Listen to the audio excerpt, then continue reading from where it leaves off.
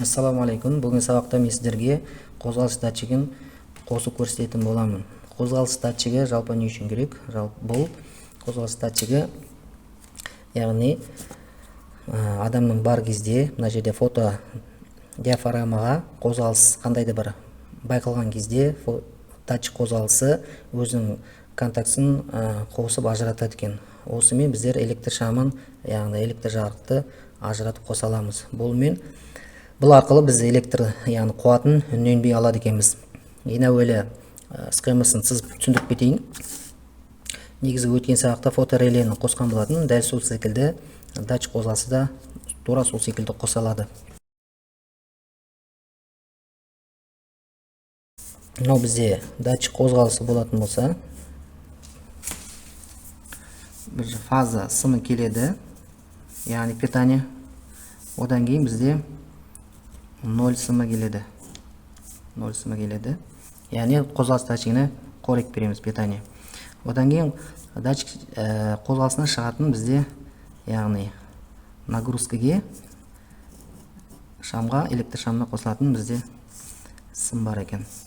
0, электр шамның 0 бізде датчик қозғалысының 0-не бірдей жалғанады. Мына бізде датчик қозғалысы, яғни мына жерде бізде схемасы бар. Схемасы мына жерде мінекей. Мынаған N дегенге 0 қосамыз, A дегенге, яғни электр шамын қосады екенбіз. Одан кейін L дегенге біздер фаза сым береміз, фаза береміз. Фаза береміз, фаза 0, одан кейін электр шамын жалғаймыз. Бұл жерде датчик қозғалысын, яғни ұзақ қысқартып, яғни уақытты, жарықты біздер қосып не істеуге болады екен, регулировка жасауға болады екен, яғни. Мінекей, мына жерде таймер бар, азайтып, көбейтіп арқылы жасай аламыз. Қанша уақытқа керек. Одан кейін мына жерде жарық, қараңғы деген бар, сонда регулировка жасауға болады. Яғни бұл чувствительность, яғни азғана қозғалыс болған жағдайда не істейді екен? Датчик движение, датчик қозғалысы бірден қосылады екен.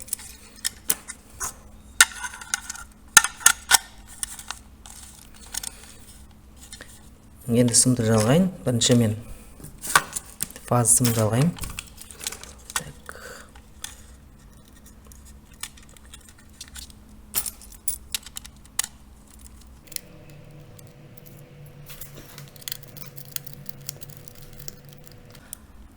Фаза ретінде мынандай түсті, қоңыр түсті, қоңыр қызғылт түсті сымды алдым. 0 көк сым аламын. Яғни қозғалыс датчигіне баратын сым бізде 0 көк түсті болады.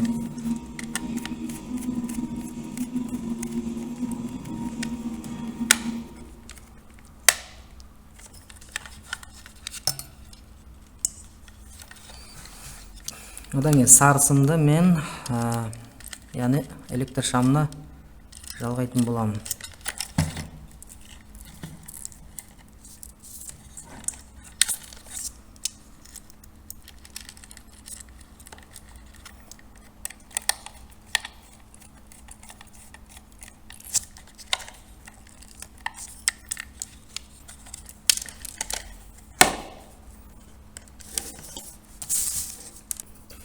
Келіп тұрған фаза сым, фазамен 0, бізде 3 сым, яғни қозғалыс датчигінен келіп тұр. Және мына 2 сымымыз бізде, яғни электр шамына баратын сым. Ең әуелі мен схема бойынша мінекей келіп тұрған фазаны аламын. Оны мен, яғни датчик қозғалысының мына жерген мына сымда жалғаймын. Яғни датчик движениеге фаза барады, соған жалғаймын. Мінекей жалғадым. Енді датчик движениеден шығатын сымды, яғни сары сым, мен бана көрсеткендей, электр шамына баратын қоңыр сымға жалғаймын.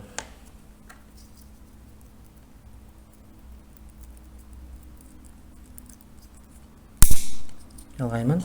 Енді датчик движениеден, яғни датчик қозғалысы шығатын көк сымды 0, яғни 0-ді лампочка баратын нөлді, одан кейін келіп тұрған нөлге үшеуін біріктіріп жалғаймын.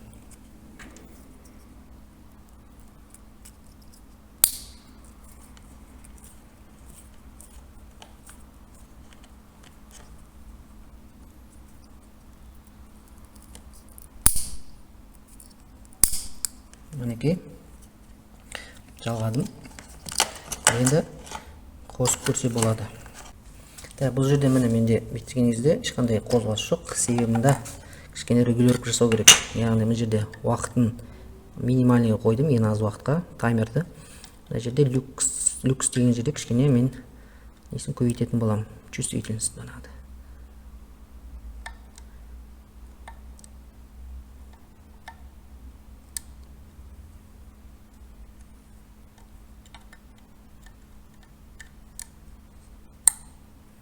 Окей. Енді регулировка жасап болады, кейін қараймын. Енді осылай қойып қоямын. Окей. Енді қозғалыс болған кезде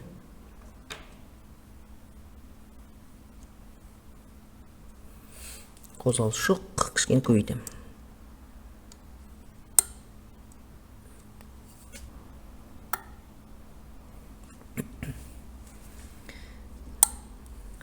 На люкс деген кезде мен максимальныйға қойдым, максимальныйға. Яғни чувствительность банайдан көбейттім. Қозғалыс жасаймын. Мінекей қосылады екен, қозғалыс белгілі ең аз уақытқа қойдым. Бұл жерде 10 секундтың шамасында жанып тұрады.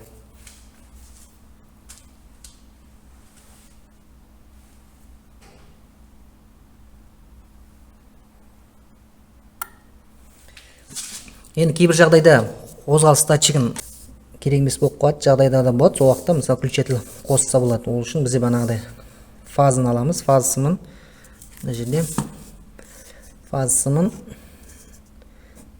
включательға жібереміз. Одан включательден шыққан сымды біздер датчик движения баратын, лампочка баратын сымға жалғаймыз.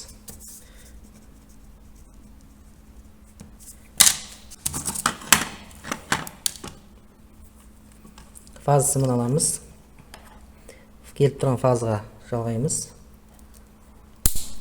Одан кейін фоторелейді қозғалыс датчигінен шығатын сымға жалғаймыз. Яғни лампочкаға баратын сымға жалғаймыз. Окей, осылай. Осылай жалғаса болады. Кейбір уақытта электр шамын осылай басқарса болады. Включателмен қосып қоясыз. Ұзақ уақытқа керек емес уақытында бізде датчик қозғалыс жұмыс жасайды. Былай. Мінекей. Осылай. Егер видеоролик ұнап жатырса, арнаға тіркеліп лайк басып кетеміз.